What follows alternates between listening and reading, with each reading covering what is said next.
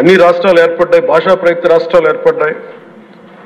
దేశం అంతా ఎవరికి రాజధాని వచ్చింది, ముందుకెళ్ళిపోయారు, అభివృద్ధి చెందారు. కానీ మన ఆంధ్రప్రదేశ్కి వచ్చేటప్పటికి కర్నూలు రాజధానిగా ఏర్పడింది.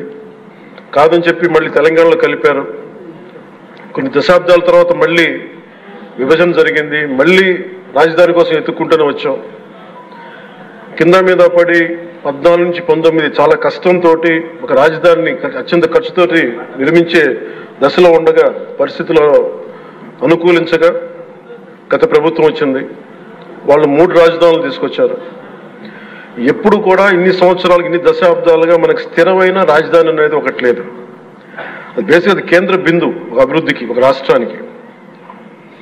ఈసారి మటుకు చంద్రబాబు గారి ఆధ్వర్యంలో, గౌరవ ముఖ్యమంత్రి చంద్రబాబు గారి ఆధ్వర్యంలో ఇంకెప్పటికీ భవిష్యత్తు తరాలు ఇంకెప్పుడు ఏది రాజధాని, ఒక రాజధాని 2 కాకుండా అమరావతి రాజధానిగా ఉండాలి, ముందుకు తీసుకెళ్ళాలి. దానికి మేమందరం సహకరిస్తామని ఈ సందర్భంగా మీకు తెలియజేసుకున్నాం అధ్యక్ష. అలాగే మనం వారసత్వంగా వచ్చింది మనం పొట్టి శ్రీరాములు గారి దగ్గర నుంచి, పింగళి వెంకయ్య గారి దగ్గర నుంచి మువ్వెన్నెల జెండా, భాషా ప్రయుక్త రాష్ట్రాలు వస్తే చెడు కూడా అట్లాగే మనం వచ్చింది అధ్యక్ష. మనకి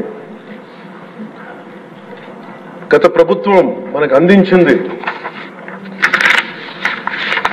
కీలకమైన పోలవరాన్ని పూర్తి చేయకపోవటం, సకాలంలో పోలీసులకు కానీ మిగతా ఉద్యోగులకు కానీ జీతభత్యాలు ఇవ్వలేకపోవటం, అన్ని డిపార్ట్మెంట్స్లో నిధులు మళ్లింపు, కనీస రోడ్లు కానీ బ్రిడ్జెస్ కానీ మౌలిక సదుపాయాలు లేకుండా చేయటం, రివర్స్ టెండరింగ్ అని కానీ, వ్యవస్థలను నిర్వీర్యం చేయటం, సహజ వనరుల దోపిడీ, ఎర్రచందనం దోపిడీ, ఋషికొండ ఇలాంటి వైజాగ్లో ఎర్రమట్టి దిబ్బల్ని అడ్డగోలుగా నాశనం చేసేయటం, మద్యం ద్వారా కూర్చోబెట్టి అరాచకాలు చేయటం, పెట్టుబడులు వద్దామని ఎవరు వస్తుంటే వాళ్ళు భయపెట్టేసి రివర్స్ టెండరింగ్ అని చెప్పి వారిని పారిపోయేలా చేయటం పారిశ్రామికవేత్తలని. ఇది మనం తద్వారా మనకి వాళ్ళ ద్వారా కూడా వచ్చిన వారసత్వం అధ్యక్ష.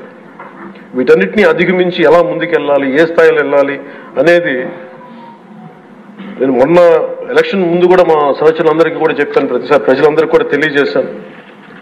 ఒక సుదీర్ఘమైన అనుభవం నాయకులు ఈ రాష్ట్రానికి చాలా అవసరం. దేశంలో కూడా ఇంకెవ్వరికి రాని పరిస్థితి మన రాష్ట్రానికి వచ్చింది.